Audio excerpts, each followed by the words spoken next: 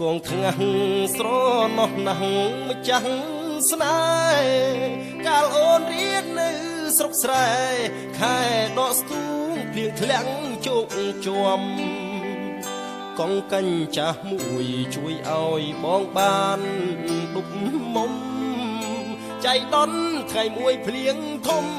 ដួលរលំអូនអោបកបងអនុស្សាវរីយ៍បានញោមញីដួងចិត្តមិនគួរឃ្លាតកាយណាយចិត្តជុំជីវិតគួចផ្ដាច់បេះដូងរូបអូនមានភ័ព្វបានផ្លាំងទៅរៀនទីក្រុងអូនផ្លាំងទាំងពណ៌បេះដូងដល់ដីក្រុងអូនភ្លេចស្រុកស្រែបើកសៀវភៅអានភាំងកលយានបានជាប់សៀវភៅបេះដូងបងខំស្រេចហើយតែពីលពៅកុនតើយបែកបែសោតែស្រមករួលភ្លើងទុកប្រានបងគ្មានលហើយខំបដូរសៀវភៅថ្មីដែរតែក្តីឈឺ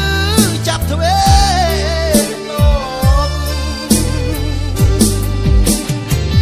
បងជ្រៀកបេះដូងវិញជាប់ធ្វើអំបោះចង់ដៃស្រីដល់ចិត្តស្មោះសូមស្រីស្រស់សំដូចបំណងអនុស្សាវរីយ៍យើងទាំងពីរបានចងក្រងរៀមទុកជាស្បៃទ្រាំខ្នងលូថ្ងៃបងចាងលោកអើយ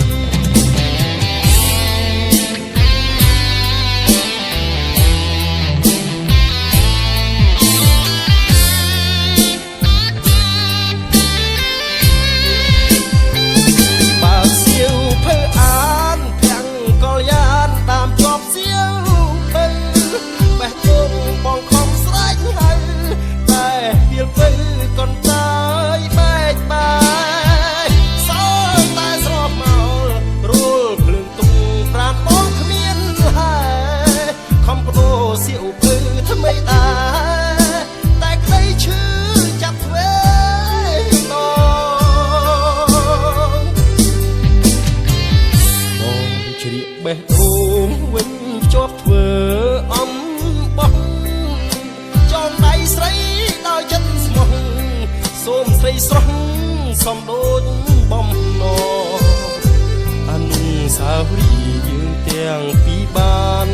ចងក្រងរៀមទុកជាស្បៃទ្រាំខ្នងលូថ្ងៃបងចាំងលោកអើអនុស្សាវរីយ៍ទាំងបានចងក្រងរៀមទុកជាស្បៃទ្រាំខ្នងលូថ្ងៃបងចាលោកអើ